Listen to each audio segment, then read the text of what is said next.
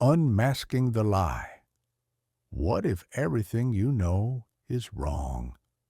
What if the greatest lie ever told isn't about gods, governments, or money, but about you?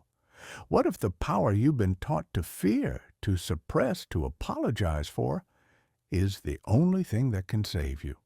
Friedrich Nietzsche, the philosopher they banned, the genius they called mad, spent his life unraveling a truth so explosive, so dangerous, it was scrubbed from history. A truth about power. Not the power to control others, but the power to annihilate the weakling inside you. Tonight, we break the chains. Tonight, we ask, what if you've been a slave to a lie your entire life? They lied to you about power. The mystery, what they buried. Why did they fear him? Why do schools teach Plato, Aristotle, and Kant, but erase Nietzsche? Why do they warn you about his dangerous ideas? Because Nietzsche didn't write philosophy. He wrote detonators. He discovered a secret. Power isn't evil. Weakness is. Society calls humility a virtue, kindness a strength, ambition a sin, because weak people need you to stay small, to stay safe, to kneel at the altar of their mediocrity. But Nietzsche asked one lethal question. What if your goodness is just fear in disguise? What if your prayers for equality are screams of envy? What if the masses don't want justice? They want revenge against anyone brave enough to rise. The truth will devour you. The revelation. Power is not what you think. Power is not taken. It is confessed. You've been told power corrupts, lies. Power doesn't corrupt, it reveals. It strips away the masks, the excuses, the pretty lies you tell yourself to sleep at night. Nietzsche's will to power isn't about CEOs or dictators. It's about the war inside you, the war between the coward who begs for permission and the God who demands sovereignty.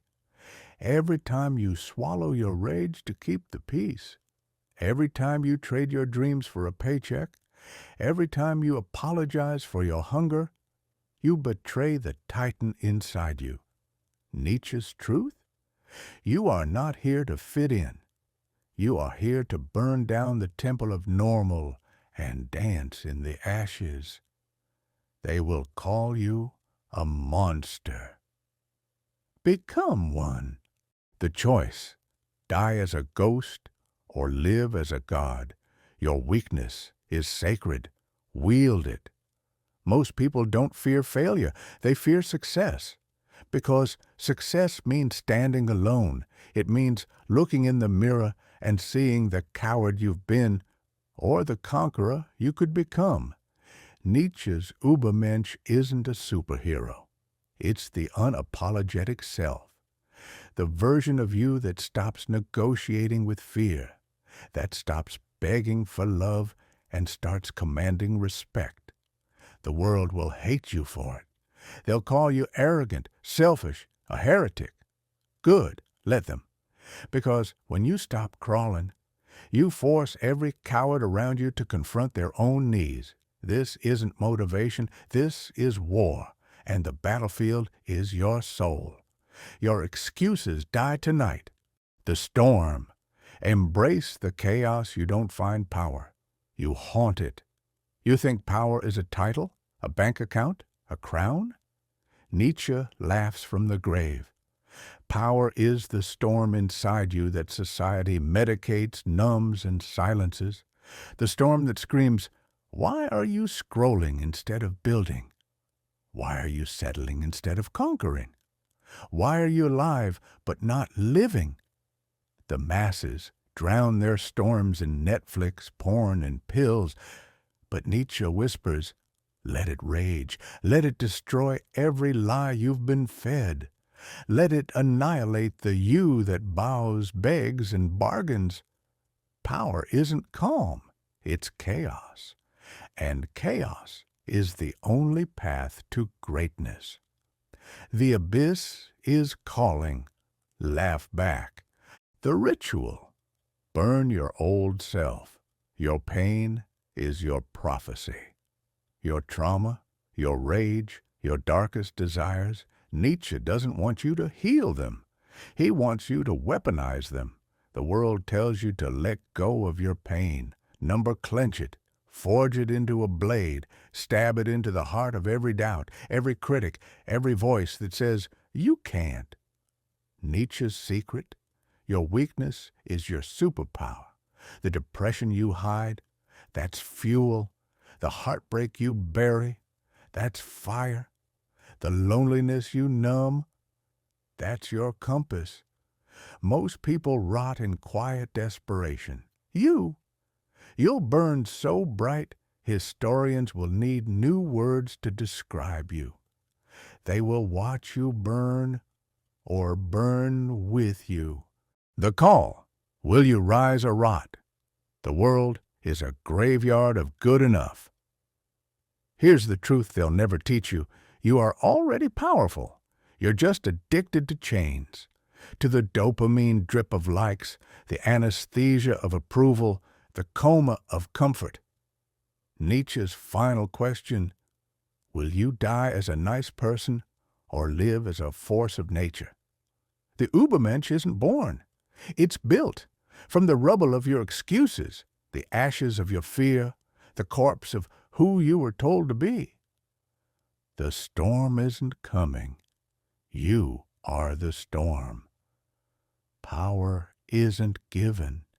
It's taken from yourself. The death of God, the void you must fill. One is coming to save you.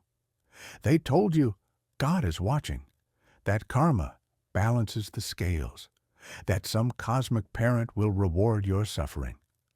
Nietzsche's hammer shattered that delusion. God is dead, and we have killed him.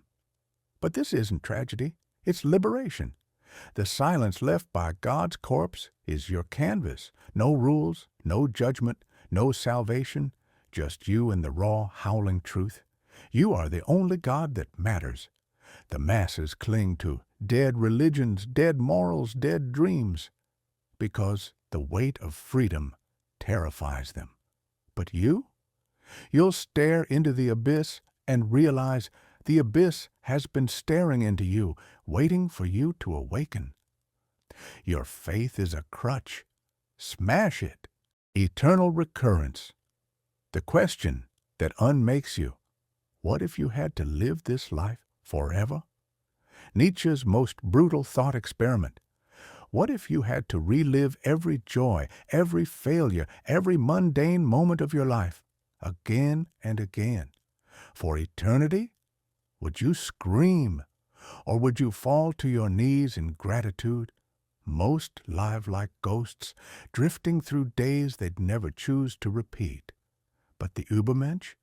They design their lives as eternal masterpieces. Every choice, every pain, every triumph, crafted with the fury of an artist who knows this moment will echo forever. Ask yourself now, is your life a song worth replaying, or a dirge you're too cowardly to end? Time is a mirror. Smash it. Amor fati. Love your demons. Your curse is your crown. You pray for an easier life. Nietzsche demands, love this one, not in spite of your suffering, because of it. Amor fati. Love of fate. The secret alchemy that turns trauma into transcendence. Your depression, the forge where your resilience is hammered, your betrayal, the fire that purges weakness, your rage, the fuel for your rebellion. The masses medicate their pain. The weak blame the world. But you'll kneel to no one, not even your own darkness. You'll whisper to your demons, thank you, you made me dangerous. Your wounds are holy. Worship them. The price of greatness. Betray everything to gain everything. lose everything. You want power? Then pay the price. Betray your parents' expectations. Betray your lover's comfort. Betray society's applause. Nietzsche's path isn't for the loyal, it's for the ruthless. The Ubermensch doesn't balance life. They burn it down. They choose the storm over safety, truth over love, sovereignty over belonging. You think this is cruel? Cruelty is letting your potential die to please people who'll forget you the moment you're gone. The greatest act of love? Becoming so powerful, your existence shatters their delusions. Loneliness is the tax on greatness. Pay it. The final invitation. Transcend or perish. You are either evolving or cancer. Biology has a law, adapt or die. Nietzsche's law is crueler, create or rot. The Ubermensch isn't human.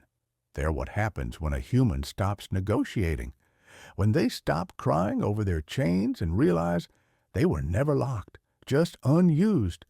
This is your final choice. Stay a consumer of food, porn, ideologies, cheap dopamine, or become a creator of meaning, legacy, chaos, a new world. Nietzsche's truth? You're already dying. The question is, will you die as a symptom of the disease or the cure? The gods you seek are gone. Now, become one. Nietzsche's last words, you could have been a god, you chose to be a slave.